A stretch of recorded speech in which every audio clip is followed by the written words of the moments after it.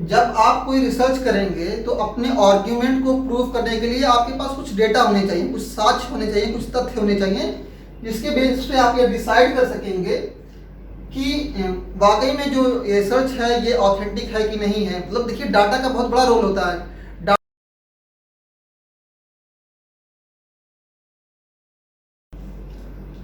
Good morning everyone, स्वागत है आपका आपके अपने YouTube channel the school of politics में।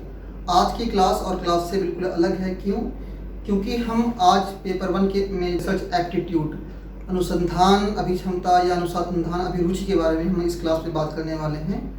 और अगर आप यूजीसी नीट एग्ज़ाम के पिछले 10 साल का जो पेपर है उसका एनालिसिस करें तो आप देखेंगे कि इस टॉपिक से स्टेजेस ऑफ रिसर्च, अनुसंधान के चरण, आप स्टेज कहिए या स्टेप कहिए, बात एक ही है। अनुसंधान के चरण, अनुसंधान के चरण से जो है कई बार एग्जाम में क्वेश्चन पूछे गए हैं, मोर देन 10 टाइम्स इस टॉपिक से क्वेश्चन पूछे गए हैं। और मैं जो है इस टॉपिक पे डिफरेंट बुक्स का मैं एनालिसिस कर रहा था। मैंने देखा कि इस बुक कुछ किताबों में जो रिसर्च के स्टेजेस हैं या चरण हैं, कुछ बुक्स में 6 लिखे हुए हैं और कुछ बुक्स में 8 है। तो कुछ में 6 है, कुछ में 8 है।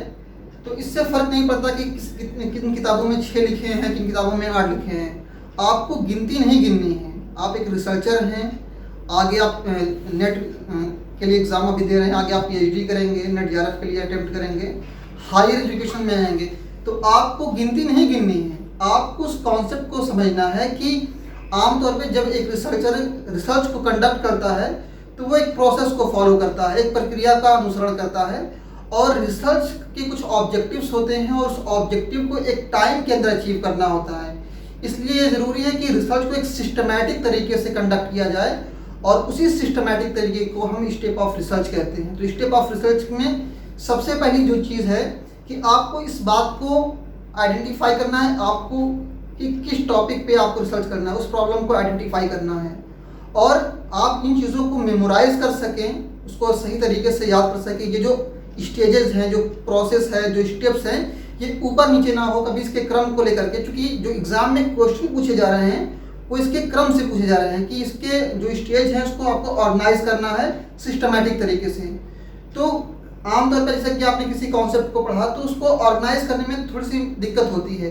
अगर उसी कॉन्सेप्ट को आप ट्रिक के ज़रिए से, कोड के ज़रिए से आप अगर उसको समझने की कोशिश करेंगे तो उस कॉन्सेप्ट को जो है ऑर्गेनाइज करना एग्जाम में, उस कॉन्सेप्ट से जो रिलेटेड जो क्वेश्चंस हैं उसको बनाना आपके लिए आसान हो जाएगा। फॉर एग्जाम्पल जैसे कि देखिए मैंने आपके कोड लिखा हुआ है PhD CAG।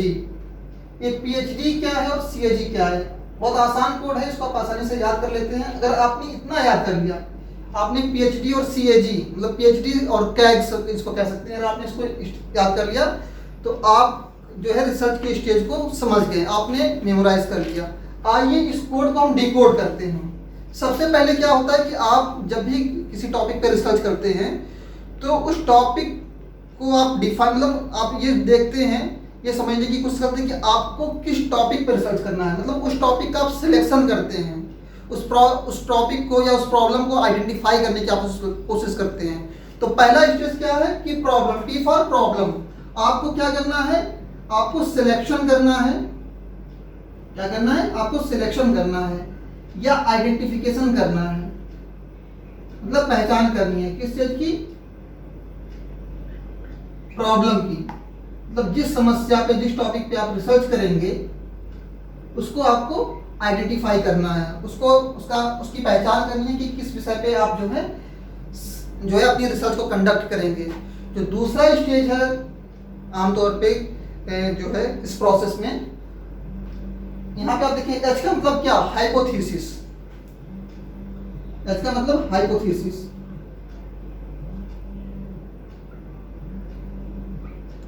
अब मैं कुछ किताबों में देख रहा था, कुछ में डायरेक्ट हाइपोथेसिस लिखा हुआ था, और लेकिन आप देखिए आप हाइपोथेसिस ऐसे नहीं बना सकते हैं।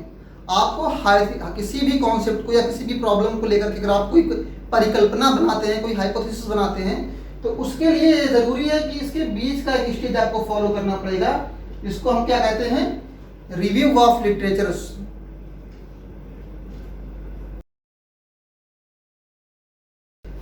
अब समझिए ये रिव्यू ऑफ लिटरेचर क्या है। अब देखिए यहाँ पे आमतौर पे हमने यहाँ पे 3 ही वर्ड लिखे थे, लेकिन हमने एक बीच में यहाँ पे वर्ड आ गया review of literature. Review of literature से आपको ये मालूम होता है कि जिस टॉपिक पे आप रिसर्च करने जा रहे हैं या जिस प्रॉब्लम को आप समझने की कोशिश कर रहे हैं उस टॉपिक पर ऑलरेडी कितना काम हो चुका है।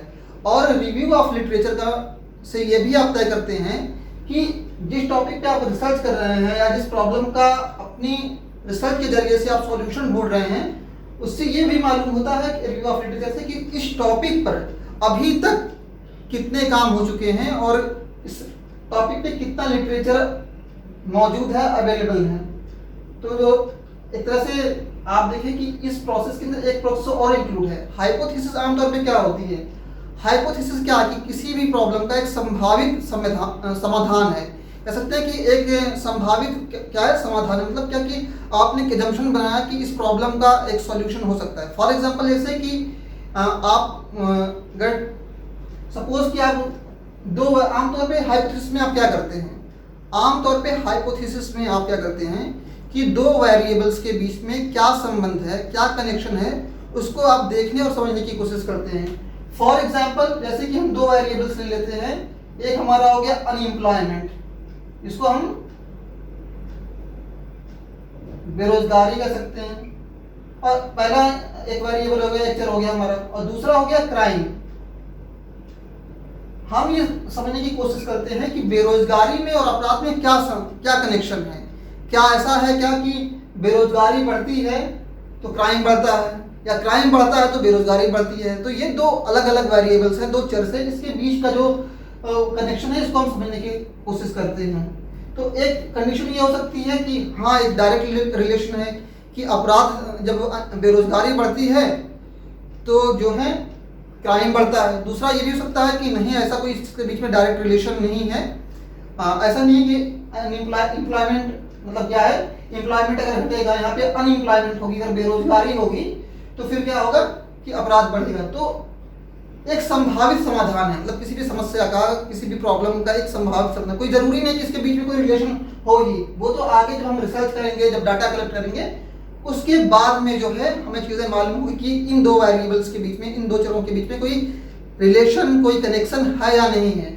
और तीसरा जो स्टेज है आप यहाँ पे देखें, डी फॉर डिजाइन। कैसी डिजाइन? Research design.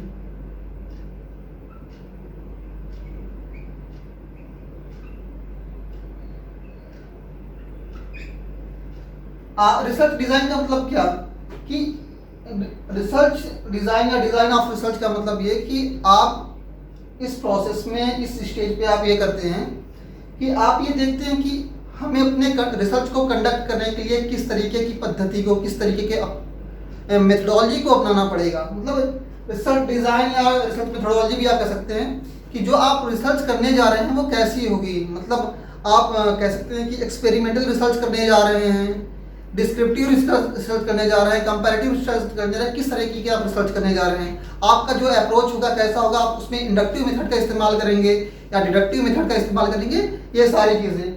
और इसी रिसर्च डिज़ाइन में आप ये भी देखेंगे कि आप जो सैंपल, आपके सैंपल का साइज कैसा होगा, मतलब कितना, कैसे आप डाटा कलेक्शन करेंगे। मतलब यहाँ पे जो जैसे कि आप डाटा कलेक्शन करेंगे तो उसके लिए आप सैंपल भी बनाएंगे ना, क्योंकि वो पूरी पॉपुलेशन पे तो रिसर्च करना पॉसिबल नहीं है। तो आप इसी डिजाइन के अंदर ये भी आप तय करेंगे कि आपको डाटा का कलेक्शन कैसे करना है, आपको डाटा का कलेक्शन कैसे करना है। ऑब्जर्वेशन के जरिए से आप करेंगे, सर्वे के जरिए से आप करेंगे, क्वेश्चनियर के जरिए से करेंगे, कैसे करेंगे, ये चीजें आप यहाँ पे रिसर्च डिजाइन में करेंगे। तो और एक चीज ये भी कि आप अपनी रिसर्च के लिए किस तरीके का जो लिटरेचर इस्तेमाल करेंगे, कैसे सोर्सेज का आप इस्तेमाल करेंगे, प्राइमरी सोर्सेज का भी इस्तेमाल करेंगे या सेकेंडरी सोर्सेज का इस्तेमाल करेंगे। तो ये सारी जो चीजें हैं वो आपके रिसर्च डिजाइन में इंक्लूड हो जाती हैं कि आपके रिसर्च का डिजाइन कैसा होगा। ये सारी चीजें यहाँ पे इंक्लूड है कि रिसर्च का तरीका कैसा होगा, उसमें सैंपल का साइज कैसा होगा, उसमें सोर्सेज कैसे आप इस्तेमाल करेंगे, प्राइमरी सोर्सेज होंगे, सेकेंडरी सोर्सेज होंगे, कैसे आप डाटा कलेक्ट करेंगे। और डाटा कलेक्शन की अगर हम बात करें, जो तीसरा, जो चौथा आप यहाँ पे देखिए, जो सी का मतलब क्या, सी का मतलब यहाँ पे कलेक्शन। कलेक्शन किस चीज का कलेक्शन? डाटा का कलेक्शन, कलेक्शन ऑफ डाटा। जब आप कोई रिसर्च करेंगे तो अपने आर्ग्यूमेंट को प्रूव करने के लिए आपके पास कुछ डेटा होने चाहिए, कुछ साक्ष्य होने चाहिए, कुछ तथ्य होने चाहिए, जिसके बेसिस पे आप ये डिसाइड कर सकेंगे कि वाकई में जो रिसर्च है ये ऑथेंटिक है कि नहीं है। मतलब देखिए, डाटा का बहुत बड़ा रोल होता है। डाटा को पहले आप कलेक्ट करते हैं, उसके बाद में जो है, इसमें मैंने आपको बताया कि डाटा कलेक्ट करने के लिए आप अलग अलग तरीके आप अपना सकते हैं। आप ऑब्जर्वेशन भी कर सकते हैं, आप ऑब्जर्वेशन से भी डाटा कलेक्ट कर सकते हैं, आप सर्वे कर सकते हैं, आप क्वेश्चनरियर के जरिए से जो है डाटा कलेक्ट कर सकते हैं। बहुत से तरीके हैं डाटा को कलेक्ट करने के। तो जो ये अगला स्टेप है, ये जो हमारा चौथा स्टेप है, वो कलेक्शन ऑफ डाटा, कि आप डाटा का जो कलेक्शन है उसका चयन आप कैसे करेंगे। और फिर अगला जो स्टेप है, स्टेज 5, इसमें क्या कि एनालिसिस ऑफ डाटा। रिसर्च में ऐसा नहीं कि सिर्फ आपको डाटा का कलेक्शन करना है, आपको उस डाटा को कलेक्ट करने के बाद एक सिस्टमेटिक फॉर्म में उसको ऑर्गेनाइज करना है। उसके बाद में उसको क्या करना है, उसका एनालिसिस करना है, उसका विश्लेषण करना है, और ये देखना है कि उस डाटा के अंदर क्या कॉमन पैटर्न है। जैसे कि फॉर एग्जांपल मैंने आपको बताया कि अनएम्प्लॉयमेंट यानी बेरोजगारी और क्राइम के बीच में क्या संबंध है।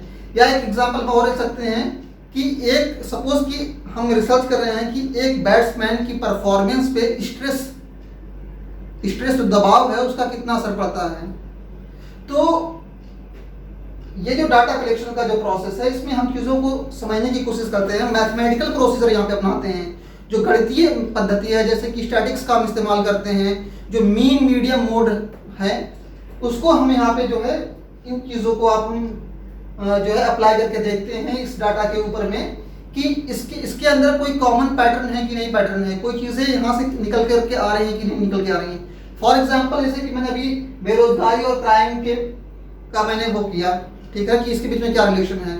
हमने दिल्ली का बेरोजगारी दर देखा और ये भी देखने समझने की कोशिश की कि इस जो क्राइम यहाँ पे हो रहा है उसमें कौन कौन से लोग एक्टिव मतलब इन्वॉल्व हैं, और वो एम्प्लॉयड हैं या अनएम्प्लॉयड हैं। जो क्राइम उसने किया उसके पीछे क्या कारण था। अगर इन सारी चीज़ों को हमने एक डाटा के जरिए से हमने कलेक्ट किया और उसका एनालिसिस किया, और एक कॉमन पैटर्न हमें दिख करके आया कि यहाँ पर ज़्यादा जो क्राइम हो रहे हैं, अपराध हो रहे हैं, वो किसके जरिए से हो रहे हैं, बेरोजगारी की वजह से हो रहे हैं, अनएम्प्लॉयमेंट की वजह से हो रहे हैं। तो ये चीजें कब प्रूफ होंगी, जब हम डाटा का एनालिसिस करेंगे, उसका विश्लेषण करेंगे।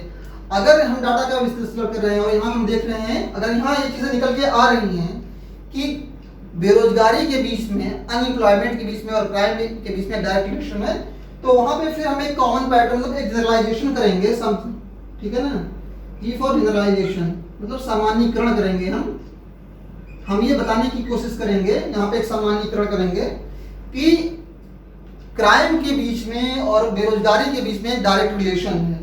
तो इसी को हम एक थ्योरी यहाँ पे फिर क्या करेंगे कि अपनी रिसर्च के जरिए से जो हमारे रिसर्च का आउटकम है, जनरलाइजेशन, और आमतौर पर इसको कंक्लूजन भी कह सकते हैं हम, कि निष्कर्ष। हमने ये सारे स्टेज फॉलो किए, उसके बाद हमारी रिसर्च में निकल के आया ये कि हमारा कंक्लूजन निकल के आया कि बेरोजगारी के बीच में और क्राइम के बीच में डायरेक्ट रिलेशन है। तो हमने अब क्या किया, एक सिद्धांत, एक थ्योरी प्रपोज कर दी कि बेरोजगार जब बेरोजगारी बढ़ती है तब जो है क्राइम बढ़ता है। तो एक कंक्लूजन हो गया हमारी रिसर्च का। और फिर इसी को फिर हम क्या करते हैं, इसी की एक रिपोर्ट बनाते हैं और उसको जो है सबमिट करते हैं। तो ये रिसर्च के स्टेप हैं। और आप इसकी प्रोसेस को समझिए, किसी बुक में 6 लिखा हुआ है, किसी बुक में 8 लिखा हुआ है। तो आई थिंक ये जो चीजें हैं आपको समझ में आई होंगी। आप चाहें तो मैं साइड में आ जा रहा हूं, आप इसका एक स्क्रीनशॉट ले लीजिए। और ये जो टॉपिक था, ये पेपर 1 में जो है, जो रिसर्च एप्टीट्यूड है, इसके पोर्शन था। यहां से कई बार क्वेश्चन, मोर देन 10 टाइम्स यहां से क्वेश्चन आ चुके हैं। तो आज की क्लास में इतना ही। कल की जो हमारी अगली क्लास होगी, किसी और कॉन्सेप्ट के साथ हम आपके सामने हाजिर होंगे। और हम साथ ही साथ पेपर 2 के साथ पॉलिटिकल साइंस के साथ साथ हम पेपर 1 को भी जो है कवर करेंगे। खासतौर पे जो स्पेशली जो रिसर्च एप्टीट्यूड का जो पोर्शन है, जो कम्युनिकेशन का पोर्शन है, हायर एजुकेशन पोर्शन, ये सारी चीज़ों को हम कवर करेंगे। और ये तो वीडियो ऐसी है कि जिसको मतलब किसी भी सब्जेक्ट का स्टूडेंट हो, वो उसके लिए ज़रूरी है इस स्टेप्स को, इन स्टेज को समझना। और मैंने आपको एक जो कोड बताया है, इसको आप याद कर लीजिएगा। इसको याद करना काफ़ी आसान है। तो आप जो है इस वीडियो को जो है दबा के लाइक करिए, अपने दोस्तों के साथ, अपने फ्रेंड्स के साथ, अपने कलीग्स के साथ जो यूजीसी नेट एग्ज़ाम की तैयारी कर रहे हैं उनके साथ आप शेयर करिए। Thank you so much.